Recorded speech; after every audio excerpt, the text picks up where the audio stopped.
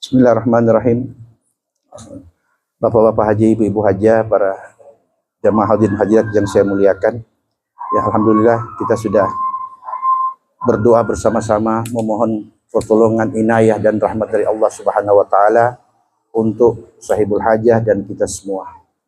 Tentu hal yang pertama-tama kali kita sampaikan kepada Ibu Hajah Masma Hamzah, barakallahu fi umrik wa baraka alaika fi rizkik wa ja'ala laki sa'idan tayyiban mubarakan fihi insyaallah bi umrin tawil wa bi qalbin surur. Amin.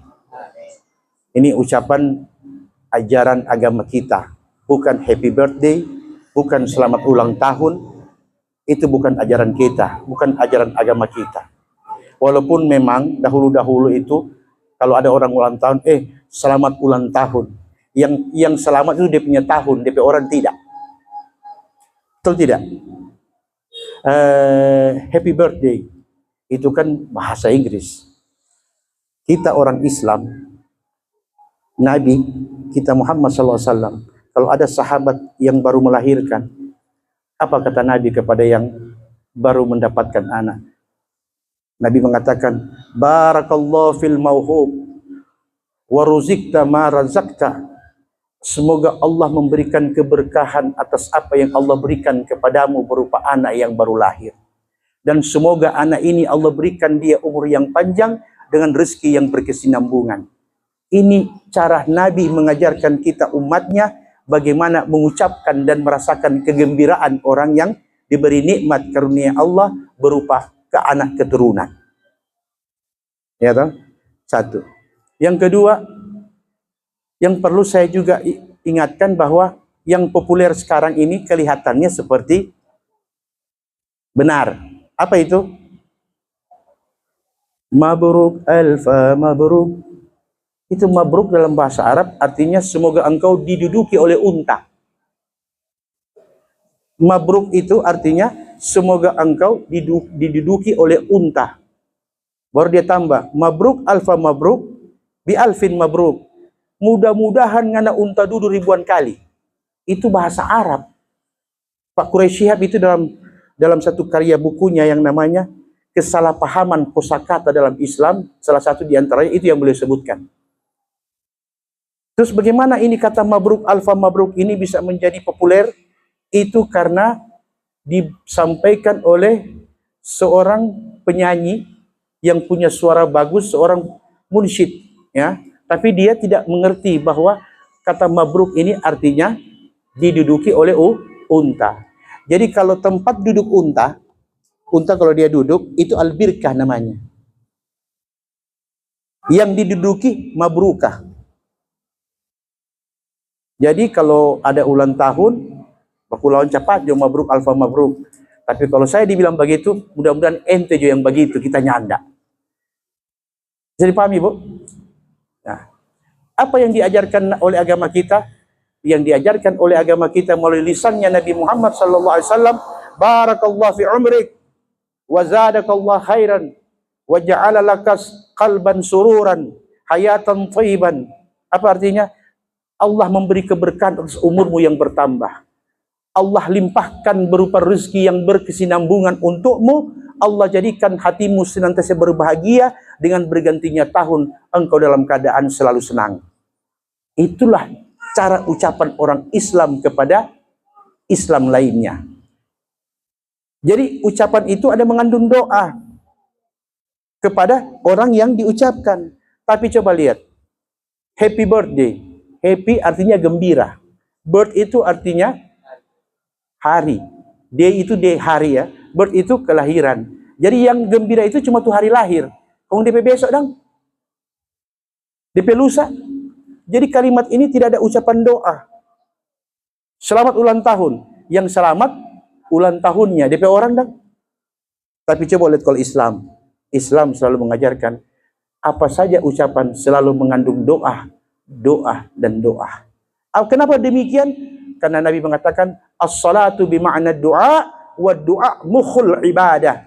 Salat itu artinya doa kata Nabi dan otaknya ibadah itu adalah doa. Bisa dipahami ini? Saya kasih contoh. Ada orang sakit. Oke, ada orang sakit. Kemudian ada doi.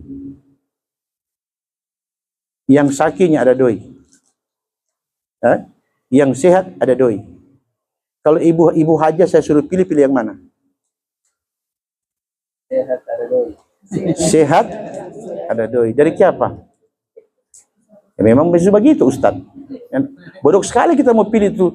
So sakit lekonya ada doi.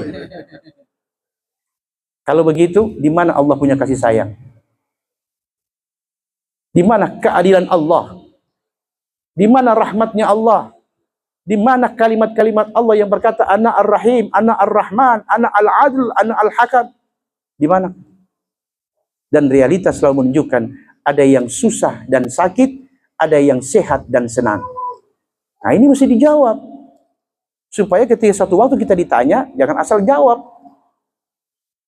Sifat rahmannya Allah ada di balik apa yang ada. Contoh, ente kalau anak kasih sehat, kong kasih doi, so anak ini orang paling banyak berdosa. Karena dengan apa yang aku berikan, dengan itulah engkau bermaksiat kepada aku.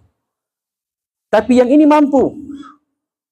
Aku beri dia kesehatan, aku beri dia rezeki, tapi dia mampu membawa kesehatan dan rezekinya ke hal-hal yang lebih baik, walaupun ada kekurangannya.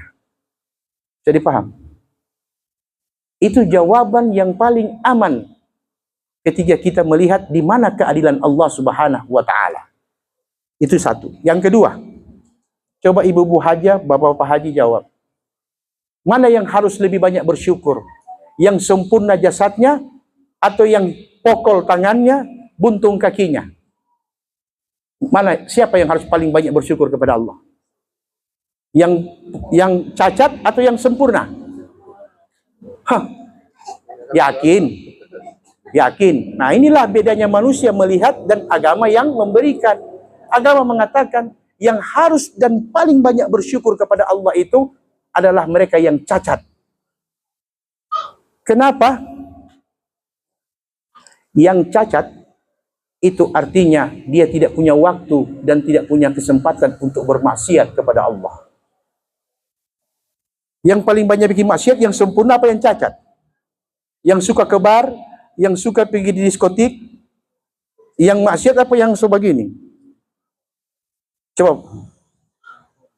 Yang sempurna. Maka bersyukurlah mereka yang cacat, Allah ambil sebagian nikmat dan Allah menahan dia untuk menambah dosanya di kala hidup. Berarti yang perlu banyak bersyukur adalah yang cacat. Yang sehat banyak beristighfar. Ya, ada satu cerita. Kenapa banyak beristighfar? Ustaz, kenapa banyak istighfar? Bukan banyak tasbih, tahmid, tahlil, takbir. Kenapa istighfar? Apa artinya istighfar? Istighfar dalam bahasa Arab terambil dari 3 huruf. Ghafara. Ghafara artinya yang menutupi. Ghafara. Ketika saya berkata astaghfiruka, aku minta engkau tutupi kesalahanku ya Allah. Berarti bukan hapus, Bu. Kalau hapus itu al-afu. Makanya orang yang berpuasa dia tidak hanya mengucapkan astaghfirullah, tapi Allahumma innaka afun. Dia minta ya Allah jangan hanya sekedar kau tutup kesalahanku, tapi hapuskan pula kesalahan itu. Bisa dipahami nih? Jadi menutup dan menghapus berbeda. Apa itu? Pakai speaker supaya lebih besar. Kita lanjut. Ketika Allah mengatakan Ana al-Ghafur, berarti aku Tuhan yang maha menutupi, tapi tidak menghapus. Kenapa tidak menghapus? Itu namanya rekam jejak. Rekam jejak. Kalau dalam pemeriksaan inspektorat di satu dinas atau kantor, ada namanya pemutihan. Pemutihan berarti apa yang ada sudah dihapus. Beda dengan yang dinamakan kebijakan. Kebijakan itu sebenarnya pelanggaran. Sudah ada regulasi, sudah ada aturan, tapi dibijaksanai, berarti dilanggar. Jadi orang yang melakukan kebijakan berarti melanggar aturan. Nah, berbeda dengan kalimat al-afu. Al-afu Allah hapus. Makanya coba lihat kalau ibu-ibu berbuka puasa, pengantar buka puasa apa dia punya ucapan? Asyhadu an la ilaha illallah astaghfirullah nas'alukal jannata wa na'udzubika minan nar. Baru Allahumma innaka 'afuwun tuhibbul 'afwa fa'fu anna. Ya Allah, tutupilah segala salah dan khilafku. Pada kalimat berikut, ya Allah, sesungguhnya Engkau Tuhan yang Maha menghapus dan menghilangkan, maka hapus dan hilangkanlah apa yang menjadi catatan buruk dalam amalku. Itu maksudnya. Nah, ketika kita bertanya, terus Ustadz, kenapa istighfar itu lebih penting daripada yang lain? Bukan dia lebih penting dari yang lain. Istighfar mengandung makna. Orang yang beristighfar berarti dia yakin bahwa Allah bisa memberi dia ampunan. Orang yang beristighfar berarti dia mengakui kekurangannya. Orang yang beristighfar dia sadar bahwa dia butuh kepada Allah. Betul tidak? Makanya Imam Ahmad bin Hanbal suatu saat dia berada di Makkah. 3 malam berturut-turut dia bermimpi. Bermimpi apa? Bermimpi ada orang yang selalu mengatakan kepadanya, "Hai Ahmad, pergilah engkau ke Baghdad. Pergilah engkau ke Baghdad." Besok malamnya juga begitu. Dan dia sudah seminggu gelisah. Kenapa saya punya perasaan selalu mau ingin ke Baghdad? Ingin ke Baghdad, ingin ke Baghdad. Padahal di Baghdad tidak ada keluarga, tidak ada sahabat, tidak ada yang kenal saya. Kata Imam Ahmad bin Hanbal. Tapi sudahlah, mungkin ini ada sesuatu yang Allah kehendaki. Maka dia persiapkan perbekalan. Berangkatlah dia dengan kendaraan unta menuju Baghdad yang memakan waktu kurang lebih sebulan. Ketika sampai di Baghdad, karena tidak punya kerabat, tidak punya famili, ya biasa kalau musafir begitu ke masjid. Sampai di masjid, beliau letakkan barang-barangnya, beliau sholat, selesai sholat, datang marbot, penjaga masjid. Pak, tidak boleh tidur di sini, Pak, ini masjid. Jadi Imam Ahmad bilang, oh ya baik, dia ambil bajunya, ambil pakaiannya, dia pindah di teras masjid. Marbot keluar lagi, marbot bilang, Pak, biar di teras tidak boleh, Pak, ini masjid, bukan tempat istirahat. Ya sudah, Imam Ahmad ambil bajunya, dia keluar dari masjid. Antara masjid dengan satu tempat, ada warung roti namanya. Dia bilang, masih ada juga orang jualan roti. Dia sudah lapar. Mampirlah dia di warung roti tadi. Ketika sampai di warung roti, dia lihat ada seorang laki-laki separuh baya yang sedang melayani pembeli. Selesai itu dia bertanyalah yang punya kios roti. Pak, kelihatannya Bapak ini orang baru ya. Soalnya belum pernah saya lihat Bapak. Kata Imam Ahmad, iya, saya musafir. Saya dari negeri Makkah. Saya datang ke sini ingin safar. Tapi tadi di masjid saya dibilang katanya tidak boleh. Jadi saya lapar, saya singgah di sini. Oh sudah, kata yang punya warung. Kalau begitu, Pak menginap di tempat saya. Tapi dengan apa adanya, karena saya cuma punya gubuk. Oh, tidak masalah. Namanya penjual roti, tetap selesai menjual, dia mesti persiapkan adonan untuk besok pagi. Ibu-ibu tahu, waktu dia campur adonan, apa yang dia bilang? Astagfirullah, astagfirullah, astagfirullah, astagfirullah. Walaupun dengan suara kecil, terdengar oleh telinganya Imam Ahmad bin Hanbal. Imam Ahmad bin Hanbal berkata, Tuan, dari tadi saya lihat, mulai dari taruh air, campur adonan, sampai bakar, mulut Anda komat kamit ucapkan astagfirullah. Kenapa? Ada apa dengan astagfirullah? Kata orang tua tadi, Bapak, ini ucapan ini sudah saya lakukan 30 tahun. Ucapan ini. Apa saja saya lakukan, saya pasti berucap astagfirullah, astagfirullah. Kenapa sampai Anda mau melakukannya hingga 30 tahun? Kata orang ini, karena selama 30 tahun doaku tidak pernah ditolak oleh Allah. Maka aku beristighfar kepada Allah. Doaku tidak pernah ditolak oleh Allah kecuali satu yang belum Allah kabulkan. Berkatalah Imam Ahmad, apa itu yang satu itu? Dia bilang, aku ingin berjumpa dengan Ahmad bin Hanbal. Imam Ahmad jatuh dari tempat duduknya berkata, Allahu Akbar. Ini rupanya yang membuat saya gelisah 1 minggu sehingga saya harus datang ke negeri ini hanya karena Allah mau kabulkan doamu wahai Tuhan. Ternyata istighfar sayyidud doa, kata Nabi. Istighfar adalah penghulu segala doa. Coba kalau ibu-ibu baca doa habis sembahyang, istighfar dulu tidak? Iya toh?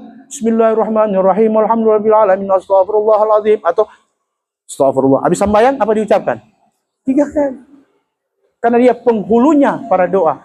Jadi kalau ibu-ibu ada kesulitan, ibu-ibu ada kegalauan, kegelisahan, mengadulah kepada Allah dengan istighfar. Mengadulah kepada Allah dengan istighfar. Karena kadang-kadang ibu, ada kesalahan dosa yang kita buat, tidak terasa oleh kita, tidak diketahui oleh jiwa kita, tapi nampak oleh Allah. Nah, dosa-dosa yang terselip itulah kadang-kadang kita tidak sadari. Dari hari ke hari bertumpuk, sehingga Allah menolak doa kita. Contoh, ini Ajus ini selalu datang terlambat ya ini, tapi dalam hati. Loh? Aku janji jam 1 datang jam 2. Kong hobi, ini contoh. Kita jangan bersinggung apa-apa, cuma contoh. Ini perasaan ini wajar. Karena memang realitanya begitu. Tapi dalam agama sudah dikatakan berburuk sangka. Nah, ini bila ditumpuk, inilah dosa batin yang kita tidak ketahui. Makanya kata ulama, wajar bila doa yang yang ditolak oleh Allah karena ada maksiat hati yang terselip di antara kehidupan kita. Nah, sebagai yang terakhir, kenapa kita mengucapkan kepada orang yang berulang tahun, Barakallahu fi umrik. Semoga Allah memberi berkah terhadap umurmu yang bertambah. Barakah dalam bahasa Arab, al-barakah bermakna an-numu wa ziyadah. Ya. Barakah ya, bukan mabruk ya, bukan al-birkah. Al-barakah artinya an-numu, dia tumbuh, wa ziyadah, dan dia bertambah. Apa yang dia tumbuh? Yang dia tumbuh adalah keberkahannya. Apa yang bertambah? Rezekinya. Itu ucapan barakallahu fi umrik. Jadi dalam umurmu yang bertambah, Allah berikan keberkahan dalam hidupmu, dan Allah tambahkan rezeki yang kau butuhkan, bukan yang kau minta. Ingat, bedakan bu, rezeki yang kau butuhkan, bukan yang kau minta. Karena Allah mengabulkan apa yang kita butuh, bukan apa yang kita minta. Contoh, ya Allah, mudah-mudahan kita dapat paitua cepat yang belum kawin. Oke? Tapi Allah bilang, ente bukan butuh paitua. Ente butuh yang lain. Nah, Allah kasih itu yang lain itu. Ya Allah, mudah-mudahan kita ini cepat kaya. Allah bilang tidak. Keadaanmu sekarang lebih baik daripada nanti kau kaya. Jadi apa yang kita butuh. Mana ibu-ibu pilih? 500 juta cash campur saki-saki dengan 50 tahun sehat-sehat. 50 tahun sehat-sehat. 500 juta? 500 juta.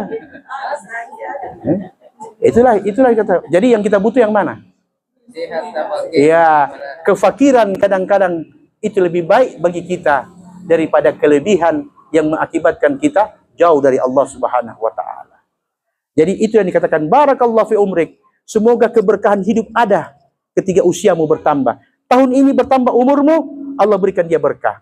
Tahun depan dia bertambah, Allah berikan berkah. Kalau Allah tidak berikan rezeki, Allah ganti dengan apa yang kita butuh. Jadi paham? Kemudian ucapan yang kedua, barakallahu fi umrika wa zadakallahu fi rizkik, dan semoga Allah tambahkan rezeki bagimu. Tadi kan sudah ada arti rezeki ya. Tapi rezeki yang dimaksud di sini adalah apa ibu? Rezeki ada 2. Ada rezeki yang dicari dan ada rezeki yang dikasih. Beda loh.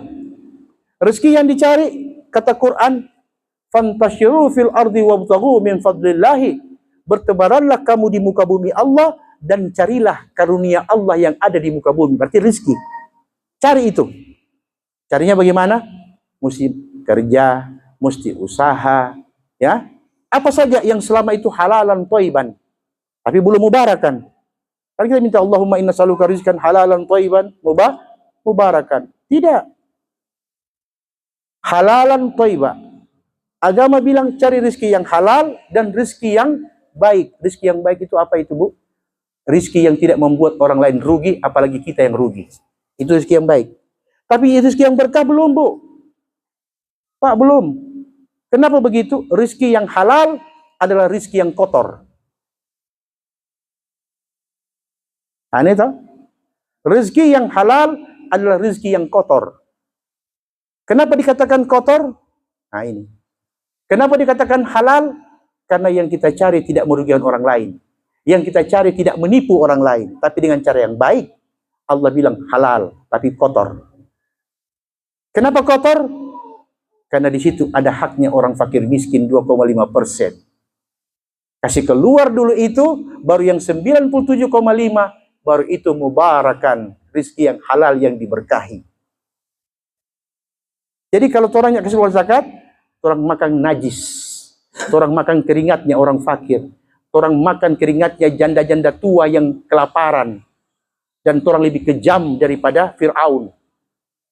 Fir'aun di Fir'aun kasih sejahtera, sampai-sampai Qarun jadi kaya. Masih lebih baik Fir'aun daripada kita, karena kita tidak keluarkan zakat. Mana ibu-ibu suka merampok di rumahnya orang kaya atau merampok di rumahnya orang miskin? Nah, kalau ibu-ibu ambil hartanya orang miskin, kasih yang sunya tidak ada lagi pada dia. Kalau ambil hartanya orang kaya, masih banyak yang tersimpan. Berarti siapa lebih kejam? Makanya Quran mengatakan, keluarkan zakat 2,5%, 97,5% itulah halalan, thayyiban, mubarakan.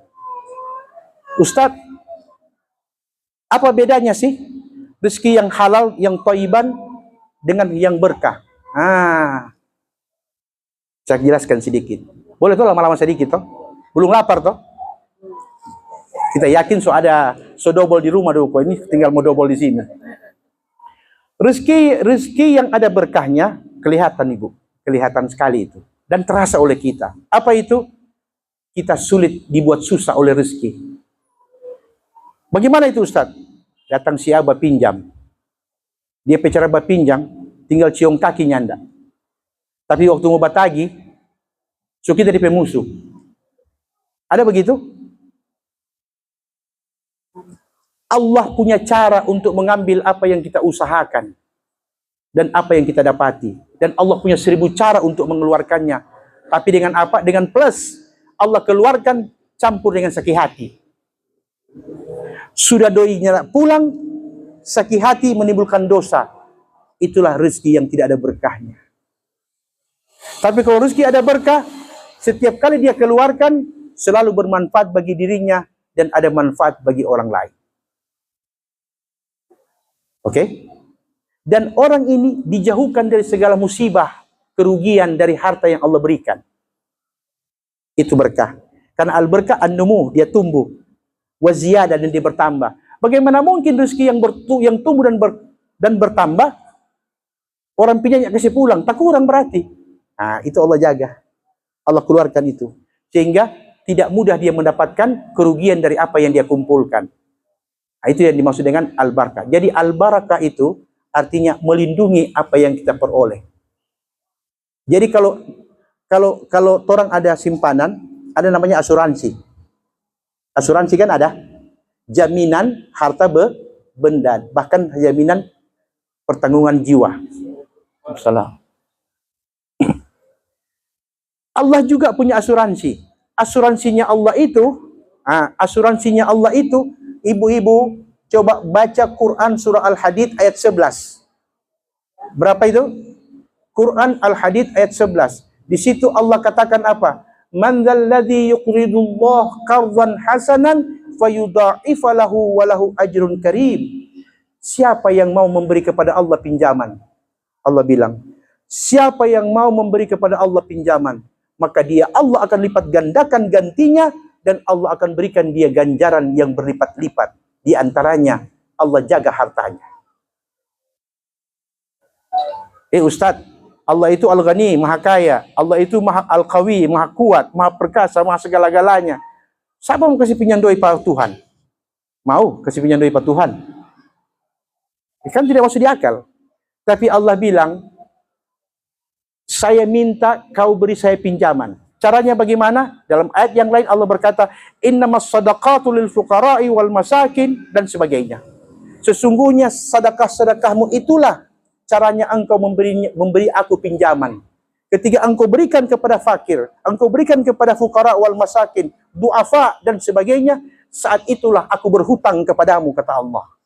Dan di hari kiamat, jangan kau cari mereka yang menerima sedekahmu, karena mereka tidak punya kuasa untuk mengembalikan. Tapi aku Al-Ghani yang maha kaya.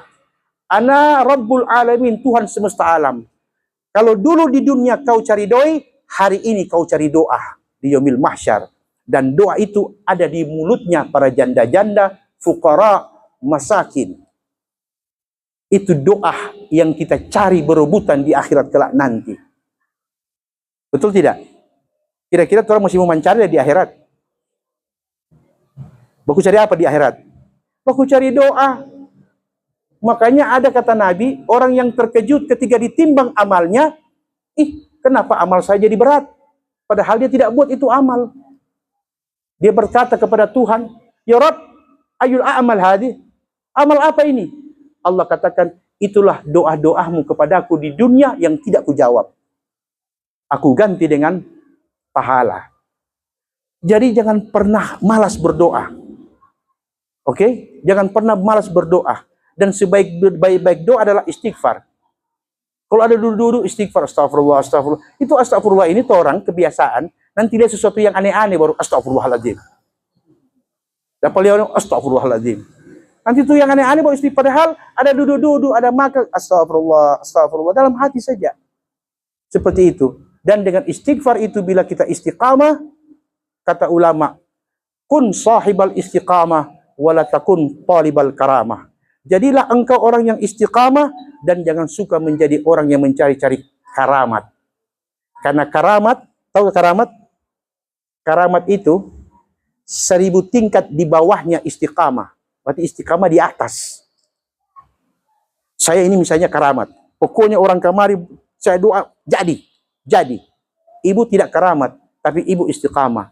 Yang Allah mau tanya, yang istiqamah itu yang karamat di akhirat. Yang istiqamah, yang sholatnya 5 waktu istiqamah, doanya istiqamah. Itu yang Allah mau tanya, itu yang Allah mau timbang, bukan untuk karamat. Betul tidak? Oh ini karamat keras ini, berarti surga. Oh tidak. Makanya Barsisa diberi karamat 300 tahun, dia berakhir di ujung neraka. Seorang pelacur yang melacur sepanjang hidupnya, berakhir di surga. Jadi amal itu bukan jaminan kita punya hak ke surga. Tapi ridha dan rahmat Allah, serta ampunannya lah yang membuat kita berhak ke surganya Allah. Makanya sebagai penutup, Nabi mengatakan, lan yunajjiya ahadum minkum amalu. Tidak ada manusia yang bisa masuk surga karena amal. Qalu, sahabat berkata, wala anta ya Rasulullah. Kalau begitu engkau juga tidak masuk surga karena amal. Apa kata Nabi? Wala ana. Termasuk saya juga tidak ke surga karena amal. Illa, kecuali ayyatagammadani Allah birahmah wa magfiratin. Kecuali Allah memberikan aku kasih sayang dan ampunan. Baru ke surganya Allah. Itulah sebabnya istighfar mendapatkan ampunan Allah Subhanahu wa ta'ala. Barangkali itu sekedar pengantar kita tentang ucapan-ucapan doa ketiga. Ada saudara kita yang berulang tahun. Coba ulang ibu, apa tadi doanya? Barakallahu fi umrik wa zadakallah fi rizqik. Semoga Allah memberikan keberkahan dalam umurmu yang bertambah dan rezeki yang berkesinambungan. Ucapan ini dari 10 orang yang ucapkan, tidak mungkin tidak ada satu yang Allah terima. Dari 10 yang bilang, pasti ada satu yang Allah terima. Jadi, ucapan ini kalau diucapkan oleh kita semua, pasti ada di antara kita yang Allah terima ucapan doa tadi itu. Ya toh? Jadi sekarang sudah usah ganti-ganti itu. Apa tadi nama tadi itu? Mabruk alfa mabruk. Baru apa lagi tadi? Happy birthday. Apa lagi? Selamat ulang tahun. Jangan biasakan supaya orang anak-anak dengar. Terbiasa orang dengan itu. Barakallahu fi umri wa zarakallahu fi rizki. Milad barakah itu artinya hari kelahiran yang ada berkahnya. Tapi belum ada doa, baru sekadar pengukuhan. Kan Nabi sudah bilang tadi, kalau ada sahabat yang melahirkan, Nabi bilang apa? Barakallahu fil mahub. Semoga Allah memberikan berkat terhadap apa yang Allah berikan. Anak. Itu kan baru ucapan doa. Tapi kalau apa tadi? Milad barakah itu kan sama nentoran juga itu selamat ulang tahun. Tapi ada berkah di dalamnya. Tapi belum mengandung doa. Yang ada mengandung doa, barakallah fi umrik. Semoga Allah memberikan keberkahan pada umurmu yang bertambah. Bedakan ya. Jadi istilah-istilah begini perlu kita pahami supaya jangan salah kaprah. Ada juga yang namanya kotak amal. Kotaknya pernah beramal. Itu kotak amal. Tempo apa dia beramal? Yang beramal itu yang bakasih. Jadi mesti diganti itu. Ya. Ganti apa? Kotak amal ganti apa? Sedekah. Kotak sedekah. Kotak tempat mengumpulkan sedekah, jangan tulis kotak amal. Karena kotaknya tidak beramal. Banyak istilah-istilah seperti itu. Kemudian yang terakhir Ibu, karena kita masih dalam suasana Lebaran, saya pribadi dan keluarga mengucapkan minal aidin wal faizin, kullu am wa antum bi khairin, wa taqabbalallahu minna a'malana wa a'malakum. Insyaallah Allah memberikan kita rahmat dan keberkahan selalu. Allah pertemukan kita dalam keadaan sehat wal afiat. Allah berikan kita pemeliharaan. Allah terangi hati kita dengan nur dan hidayah. Allah berikan kepada kita dan keturunan kita sesuatu yang di dalamnya ada keberkahan dan ada rahmat Allah Subhanahu wa taala. Amin. Amin ya rabbal alamin. Wallahul musta'an. Assalamualaikum warahmatullahi wabarakatuh.